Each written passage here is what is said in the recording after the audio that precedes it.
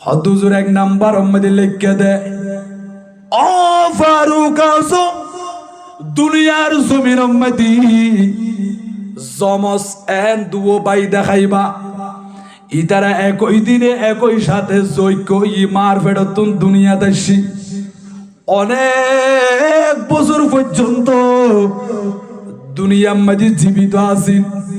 আবার একই দিনে দুনো ভাই ইন্তেকাল হই দুনিয়া তুমি বিদায় লই।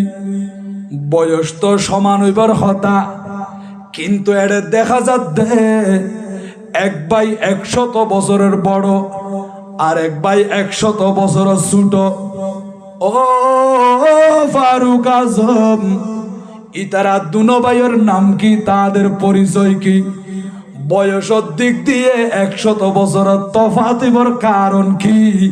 অনার প্রশ্নের জবাব দিবন দে 30 পারা কোরআন শরীফের ভিতরে থুন বড় করে সুবহানাল্লাহ।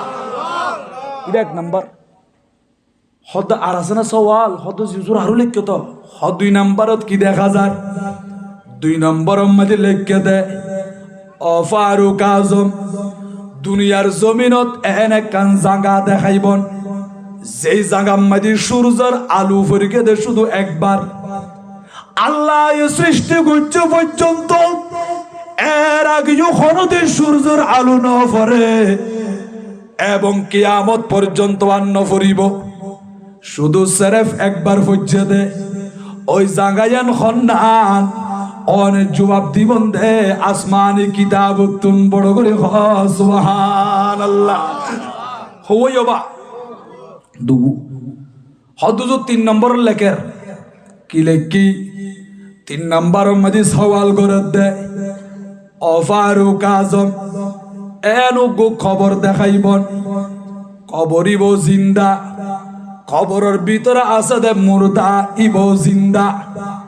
আবার কবরি বা মুর্দায় বেরোলই এক কান্দি বই ন থাকে, এবার আল্লাহর দুনিয়ার মাঝি মুর্দায় বেরোলই বেড়াই এন্ডিলে কবরি বা হড় আছে মুর্দায় বখন ইকিনে অনেক কোরআন শরীফ তুন আসমানি কিতাব তুন জবাবিয়ান লিখি দন বড় করে সুবহানাল্লাহ। উজুল্লে এটা 4 নাম্বার মধ্যে প্রশ্ন আর দেখা যার অবাজান কি লিখে দে, হদে 4 নাম্বার মধ্যে প্রশ্ন করছে দে, ও ফারুক আজম চতুর্দিকে পার্টিশন আছে, পর্দা আছে, ভিতরে একজন মানুষ ইবারে বসবাস করছে দে, নিঃশ্বাস লইবার কোনো সুযোগ নাই।